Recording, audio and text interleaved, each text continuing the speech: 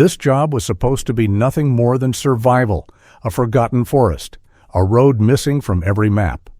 But deep among the trees, a wounded veteran and a loyal German shepherd uncovered a place that was never abandoned by chance. What waited inside forced the veteran to confront a past buried by fear, and choose between silence and truth. This is not a story about running away. It is a story about finally coming home. Before we begin, please help me reach my first 1,000 subscribers and let me know where you're watching from in the comments below. Your support truly means the world to us. Cold rain drifted across Pine Hollow, turning the forest road into a ribbon of mud and mist as gray clouds pressed low against the treetops.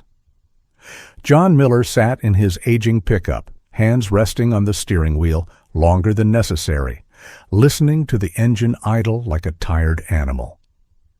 At 48, he carried himself with the quiet stiffness of a man who had learned to endure rather than complain. His shoulders were broad, but slightly slumped, as if the weight of unseen years pressed downward. A trimmed dark beard, streaked with early gray, framed a square, weather-worn face. His blue-gray eyes held a calm that was not peace, but discipline, the kind forged by long nights overseas and mornings that began with orders instead of choices. Since leaving the Army, John's life had narrowed into a series of short-term jobs and polite rejections. Too old, overqualified, liability. The loss of his veterans' housing assistance months earlier had stripped away his last illusion of stability. In the passenger seat, Buddy watched the rain with quiet focus. The German shepherd was 6 years old, tall and lean, with a thick coat of dark sable fur lightened by gray along his muzzle and chest. His ears stood alert even in rest, and his amber eyes followed every movement outside the windshield. Buddy had been trained once. John could tell from the way the dog held himself, attentive but gentle, protective without aggression. They had found each other at a county shelter 2 years earlier, two discarded souls circling the same silence. Buddy rarely barked. Instead, he leaned close when John's hands trembled at night, grounding him when old memories clawed their way back. The call that brought them here had come early that morning. A small environmental contractor needed someone to inspect a remote woodland parcel for erosion and boundary markers. Temporary work. Cash paid at the end of the day. John hadn't hesitated. He never did anymore. He had learned that survival meant saying yes before pride could interfere. Pine Hollow lay far from tourist trails, a stretch of forest locals avoided without ever agreeing on why. John told himself it was just another patch of land, trees, and dirt, and silence. Still, as he stepped out of the truck, the cold air biting through his jacket, he felt something tighten behind his ribs. He moved with the habitual precision of a former soldier, checking his pack, adjusting the strap across his chest. Buddy jumped down beside him, boots of muscle and fur landing softly in the mud. The forest greeted them with damp earth and the sharp scent of pine. Rain whispered through the canopy, blurring distance and sound. John started down the marked path, eyes scanning automatically, a habit he could never quite unlearn. He told himself this was familiar territory. He had walked worse terrain with heavier stakes. Yet the deeper they went, the quieter the forest became, as if even the rain were listening. After half an hour, the trail narrowed, markers thinned, then vanished entirely. John slowed, frowning. He checked the folded map in his pocket, then the small GPS unit clipped to his pack. The signal flickered, then died. Buddy stopped abruptly, hackles rising just enough to notice. He sniffed the air, then stepped deliberately to John's left, blocking his path. John paused, heart thudding harder than the situation deserved. He trusted the dog more than his own instincts these days. When Buddy tugged gently at his sleeve and angled his body toward a barely visible break in the brush, John followed without argument. The path they found was not on the map. It was older, pressed deep into the earth, its edges softened by years of neglect. Thick roots crossed it like veins, and moss-coated stones that jutted from the soil at unnatural angles. John crouched, brushing one with his fingers. It was cut stone, worn but unmistakable. His pulse quickened, not with fear, but with recognition. This was the eagle-eyed kind of detail that did not exist by accident. Buddy moved ahead, tail low but steady, as if guided by a certainty John could not see. John felt the familiar tension creep into his chest, the echo of moments when the world shifted without warning. He had spent years trying to outrun the past, carrying it like excess weight he refused to set down. Jobs came and went, addresses changed, faces blurred. Yet the feeling remained that he was standing in the wrong place, one step behind a life he was meant to have. As he followed the hidden path deeper into Pine Hollow, rain soaking through his boots, John sensed that whatever lay ahead would not be just another abandoned thing. It would ask something of him, something he was no longer sure he could afford to give. The trees began to thin, and somewhere beyond them, unseen but undeniable, something waited. John slowed his pace as the forest subtly shifted around them, the air growing heavier with each step beyond the thinning trees. The rain had softened into a fine mist, clinging to his jacket and beard, dampening the edges of sound. He noticed it first in the silence, not the peaceful quiet of untouched wilderness, but something deeper, as if the forest itself were holding its breath. The familiar markers he relied on, fallen logs, bends in the terrain, changes in light, had vanished. His training told him not to panic, yet a quiet unease settled into his chest. Buddy stopped abruptly. The German shepherd's body stiffened, muscles coiling beneath his thick fur. His ears angled forward, and a low, warning rumble vibrated in his chest, not aggressive, but insistent. John recognized that sound. It was the same one Buddy made when a storm was coming or when strangers approached too quickly. The dog stepped directly in front of John, blocking his movement toward a narrow opening between two massive trees. John followed Buddy's gaze and saw what his own eyes had missed. The ground ahead dipped sharply, concealed by leaves and moss, a natural pit that could have twisted an ankle, or worse. John exhaled slowly, placing a steady hand on Buddy's neck. "Good catch," he murmured, his voice rough with gratitude. They adjusted course, moving along the safer ground Buddy indicated. As they did, John became aware of something unsettling beneath his boots. The earth felt different here, firmer, compacted in a way untouched forest soil rarely was. He knelt and brushed away damp leaves, revealing a faint linear impression running parallel to their direction of travel. Another lay beside it, nearly erased by time, but still visible if one knew how to look. Old wheel ruts, too wide for animals, too deliberate to be coincidence. John straightened slowly, his heart beginning to beat faster, not from fear, but from recognition. Someone had built this path long ago. Buddy moved ahead with cautious confidence, nose low, tail steady. The dog seemed less tense now, as if this was a place that made sense to him. John followed, senses sharpening. The path was almost entirely reclaimed by the forest, roots breaking through its surface like bones beneath skin, but its presence was undeniable. Stones lined parts of it, uneven and half-buried, their edges smoothed by decades of rain. John traced one with his fingers and felt the unmistakable flatness of cut rock. His mind flickered to memories of supply routes and forgotten service roads overseas, paths that existed only as long as someone needed them hidden. The deeper they went, the more oppressive the atmosphere became. Light filtered through the canopy in narrow shafts, illuminating patches of ground like silent spotlights. The forest no longer felt random.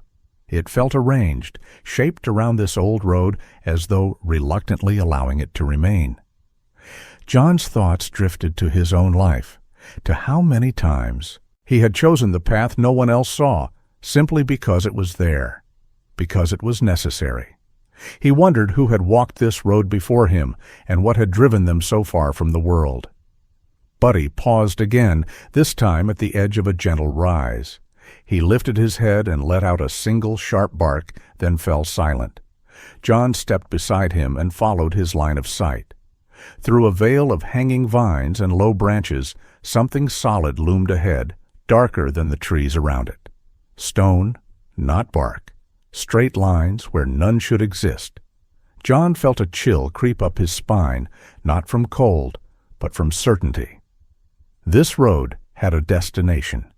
He tightened the strap of his pack and rested a steadying hand on Buddy's shoulder. Whatever lay beyond the rise was not marked on any map he had ever seen. Yet as he took the first step forward, John understood one thing clearly. This was no accident of getting lost. This road had been waiting. The old road rose gently and ended without ceremony, opening into a clearing where the forest abruptly stepped back. What stood there felt unreal at first glance.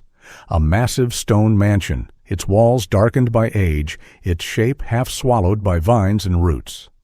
Ivy clung to carved arches, and thick creepers wrapped the columns like restraints. The structure was grand in proportion, built with deliberate symmetry and weight, the kind of place meant to endure. John stopped at the edge of the clearing, rain misting his beard as he stared. The building did not look ruined by chance. It looked hidden.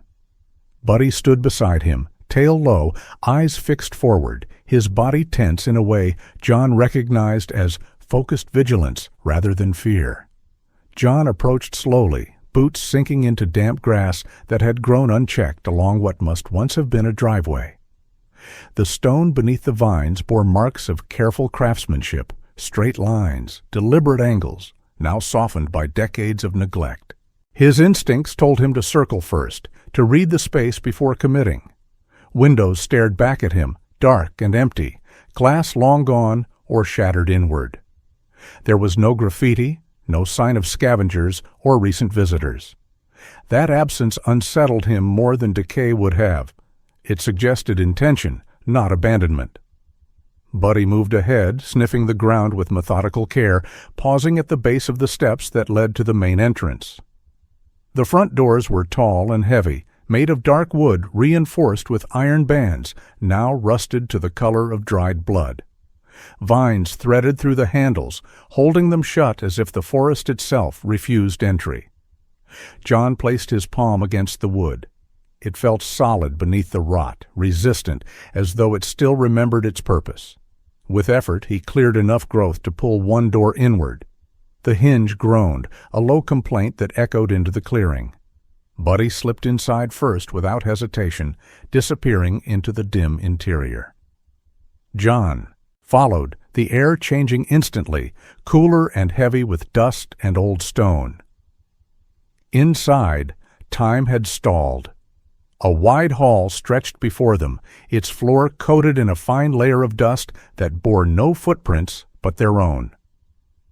Furniture remained where it had been left, chairs aligned along the walls, a narrow table at the far end, its surface bare except for a single dried candle.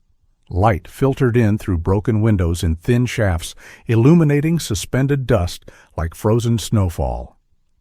John moved carefully, every sound amplified, the soft scuff of his boots, the faint creak of wood adjusting to his weight. This was not the chaos of sudden ruin. It was order interrupted. As they explored deeper, details emerged that sharpened John's unease. A wall calendar hung near a doorway, its pages yellowed and brittle, frozen on a month from more than 20 years ago. In a sitting room, cushions lay undisturbed, the fireplace cold but clean, as though used sparingly and maintained with care. This place had not been left in haste. It had been closed, sealed, and preserved. John felt a familiar tightening in his chest, the same sensation he used to get before entering unknown buildings on patrol. Somewhere in this house, intent lingered. Buddy stopped near the end of a narrow corridor and barked sharply, the sound snapping through the stillness. He planted himself before a closed door reinforced with a newer lock than the others, its metal less corroded, the wood around it scarred by repeated handling. Buddy growled softly, a warning edged with certainty. John crouched, examining the floor. Dust patterns showed subtle disturbances, signs of frequent passage long after the rest of the house had gone quiet. Someone had used this room, recently in the scale of abandonment. John straightened, heart pounding now with clarity rather than confusion. This mansion was not merely forgotten. It had been occupied, carefully, deliberately, by someone who wanted the world to believe it. No longer existed. He rested his hand on Buddy's shoulder, drawing comfort from the dog's steady presence. Whatever truth waited behind that locked door, it was not meant to be found. And yet, standing in that silent corridor, John knew he had already crossed the threshold. John climbed the staircase slowly, each step creaking under his weight as though the house itself were aware of his presence.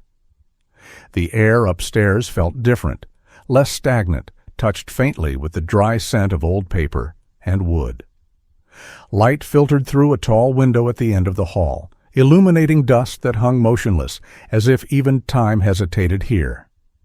Buddy followed close behind, his nails clicking softly, his posture alert but restrained, sensing the gravity in John's movements. The second floor opened into a narrow corridor lined with several rooms. Most doors stood ajar, revealing bedrooms stripped of personality, beds neatly made beneath layers of dust, dressers empty, as if their occupants had deliberately erased themselves. John passed them without lingering until he reached one room where the door was fully open, and the light felt warmer. Inside, the space was modest compared to the rest of the mansion. A single bed stood against the wall, its blanket folded, with care. A wooden desk sat near the window, scarred by age but sturdy, its surface cluttered with small, deliberate objects. This room felt lived in, not abandoned. On the desk stood a simple wooden frame, lying face down. John hesitated before lifting it, his fingers tightening slightly, as a familiar instinct warned him to prepare for impact. He turned it over. The photograph inside was old, its edges yellowed, but the image was sharp. Several men stood in front of the mansion when it was new, the stone clean, the grounds clear. John's gaze moved from face to face until it stopped abruptly. Recognition struck him with a force that stole his breath. The man near the center had his father's jawline, the same deep-set eyes, the same rigid posture of someone trained to stand at attention even when at ease. His father, Robert Miller, stared out from the past with an expression John remembered too well, controlled, guarded, and heavy with unspoken decisions. Robert had been a logistics officer in the Army, a man of average height but solid build, dark hair kept short even into civilian life, his face always clean-shaven, his demeanor precise. To neighbors he had been polite and distant. To John he had been strict but fair, shaped by discipline and a quiet moral code that left little room for weakness. Or so John had believed. Seeing him here, tied unmistakably to this hidden place, fractured that certainty. John sat heavily on the edge of the bed, the photograph still in his hands. His father had died years ago, officially from heart failure, leaving behind more questions than answers. He had never spoken of Pine Hollow, never hinted at another life, yet the evidence was undeniable. John opened the desk drawer with trembling fingers. Inside lay neatly stacked papers, letters folded with care, military documents bearing faded stamps, and a small notebook filled with precise handwriting. He recognized it instantly. His father's hand had always been meticulous, controlled, as if emotion itself had to pass inspection before being allowed onto the page. The documents told a story in fragments. Transfers authorized under unusual circumstances. Requests rerouted, names repeated, then abruptly disappearing. It became clear that Robert had been pulled into a network of wrongdoing within the military supply chain. Diverted resources, silent favors, decisions that blurred legality. Yet among the notes were signs of resistance, objections written and crossed out, requests for reassignment denied. His father had tried to step away, but the system had closed ranks, and Robert had chosen disappearance over exposure. Buddy rested his head against John's knee, grounding him as the truth settled. This mansion was not a reward or a refuge chosen lightly. It was penance. A place Robert had retreated to when silence became the only form of atonement he believed remained. John looked around the room again, seeing it now not as a hiding place, but as a cell self-imposed by guilt. He placed the photograph carefully back on the desk. Whatever his father had done, whatever fear had driven him here, John understood one thing with aching clarity. This house held more than secrets. It held a man's attempt to make things right without the courage to face the world. And now, standing where his father once stood, John knew that avoidance was no longer an option. John moved through the mansion with a new awareness, as if the walls themselves had shifted after the truth of his father's presence came to light. The rooms no longer felt merely abandoned, they felt organized around survival. He noticed it first behind a bookcase in the study, where the wood scraped unevenly across the floor. With steady pressure, he slid it aside and revealed a narrow doorway cut cleanly into the stone. Buddy leaned forward at once, nose twitching, tail low but calm, recognizing a place meant to be concealed rather than forgotten.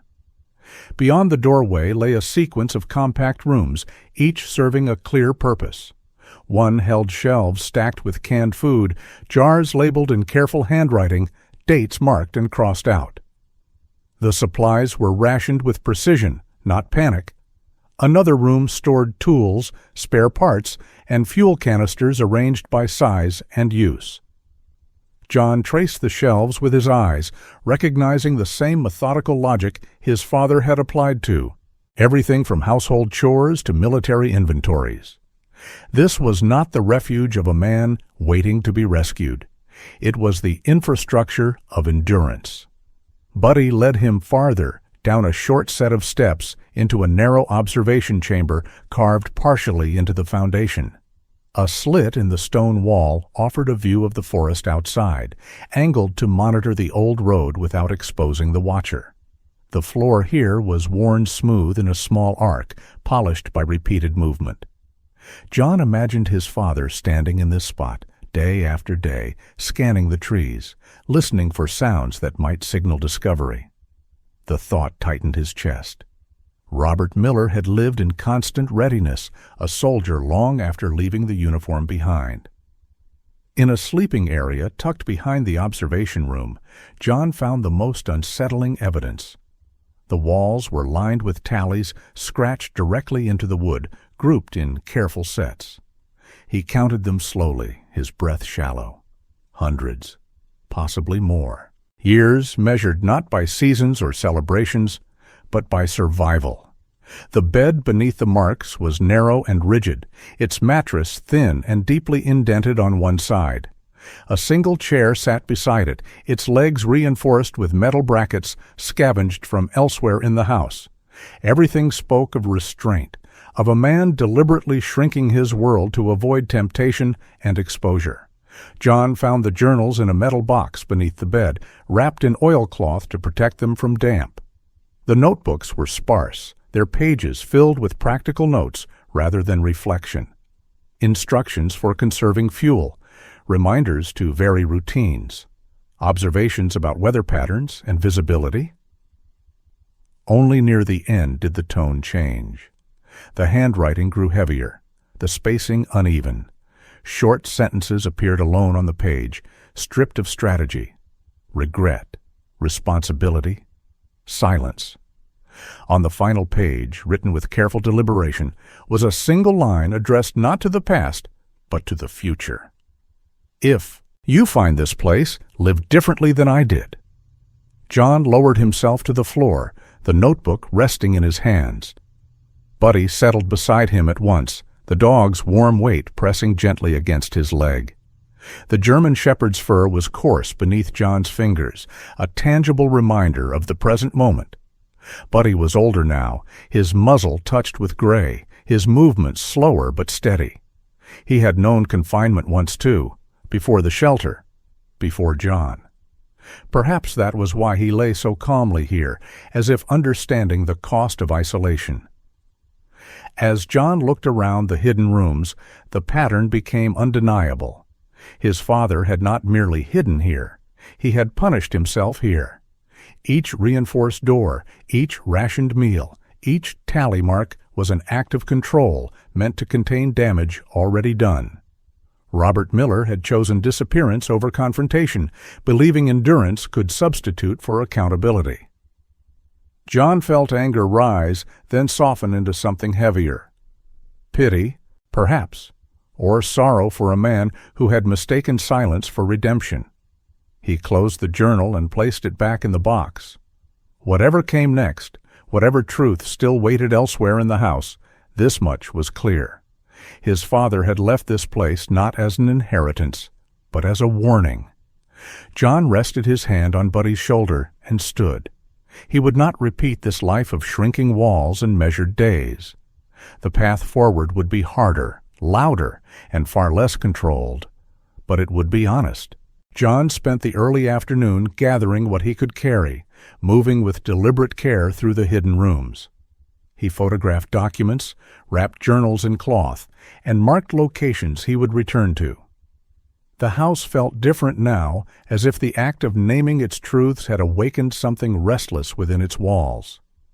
Outside, the forest had gone quiet again, a deceptive calm that made John's skin prickle. Buddy stayed close, pacing between windows, his ears pivoting at the faintest sound, the disciplined vigilance of a dog who understood that danger rarely announced itself. The sound came as a crunch of gravel on stone. Buddy froze, then growled low. John eased toward the front window and saw a man standing at the edge of the clearing, half-shadowed by trees. He was tall and broad, wearing a dark jacket and boots too clean for the forest. His hair was cropped short, his beard trimmed with practiced neatness, framing a hard, angular face that carried confidence rather than curiosity. The man moved like someone accustomed to being obeyed. When he looked up and met John's gaze, there was no surprise in his eyes, only calculation. He approached the steps and spoke without raising his voice. His name, he said, was Daniel Cross. In his late 40s, Daniel carried himself with the ease of a man who had spent years navigating rules without appearing bound by them. His tone was calm, almost friendly, but his eyes scanned the windows and doors with proprietary interest. He hinted at knowing Robert Miller, at helping keep things quiet when discretion mattered. He spoke of favors exchanged, of people protected. The implication settled heavily between them. This place was not as forgotten as John had believed. Daniel's demeanor shifted when John refused to engage. The friendliness thinned, revealing impatience beneath. He stepped closer, lowering his voice. "Papers disappeared," he said. "Accidents happened. It would be easier for everyone if the past stayed buried." Buddy placed himself squarely between them, muscles taut, teeth bared just enough to warn. Daniel's gaze flicked to the dog with irritation, and in that instant he made a mistake. He lunged forward, trying to shove past Buddy toward the door. The movement was sudden and sharp. Buddy reacted on instinct, surging forward to block the advance. There was a brief, violent tangle of limbs. Daniel stumbled back, swearing, and swung blindly. His boot caught Buddy's shoulder, sending the dog skidding across the stone. Buddy yelped once, then scrambled upright, favoring his front leg, but holding his ground, eyes locked on the threat. John moved without thinking, stepping between them, his voice hard and steady in a way it hadn't been in years. He told Daniel to leave. Now. Daniel looked at Buddy's limp and smiled thinly, as if reassessing leverage. He backed away slowly, hands raised in mock surrender. He warned John that curiosity carried consequences, that people who pulled threads rarely liked what unraveled. Then he turned and disappeared into the trees, his footsteps fading with unsettling speed. John knelt beside Buddy, his hands gentle as he checked the injury. It was a bruise, maybe a strain. Painful, but not life-threatening. Buddy leaned into him, breathing steady, loyalty unbroken. John felt the decision settle into place with a clarity he hadn't known since his uniform days. Silence had kept his father hidden and alone. It had nearly done the same to him. He would not bargain with fear. As evening crept in, John finished securing the evidence.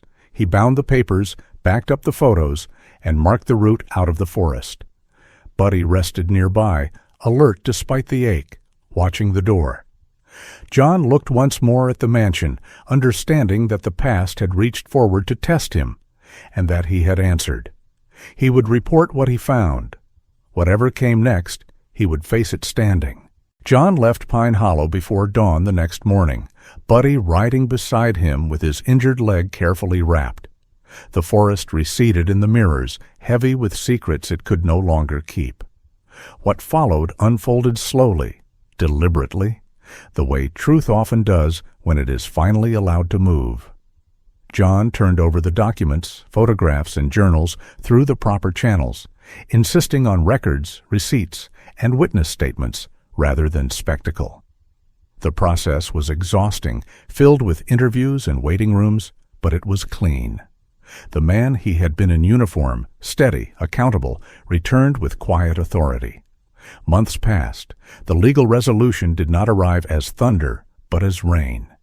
Charges were reviewed, assets untangled, and the mansion's ownership clarified through lawful means. Daniel Cross vanished from the edges of the story, his influence evaporating once light reached it. When the dust settled, John was granted stewardship of the property under conditions that favored restoration and public good. He accepted without celebration. The house had taught him that silence could be loud, and power did not need to shout. The work began with small acts. Windows were cleared and repaired, roof tiles replaced. The hidden rooms were documented, then gently opened, not erased, but repurposed. John kept the observation slit and the tallies intact, framed behind glass as reminders of where fear leads. He spent his days repairing stonework and his evenings planning something new. Buddy healed quickly, a faint stiffness lingering in his stride, his muzzle grayer now, his eyes warmer. The German shepherd had always been large and lean, 6 years old with a thick sable coat and amber eyes that read, "People better than words." He took to the changes with calm curiosity, settling on the front steps as if they had always been his post. The first guests arrived in autumn. They came quietly, by referral rather than advertisement.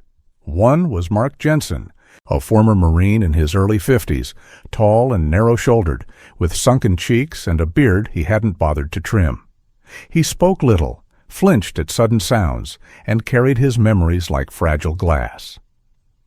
Another was Sarah Whitman, a former Army medic in her 40s, average height with a slim build, ash-blonde hair worn short, and skin marked by years under harsh light. Her calm masked exhaustion, her kindness sharpened by loss. John asked for no explanations. He offered rooms, meals, and silence when needed. The mansion learned a new rhythm.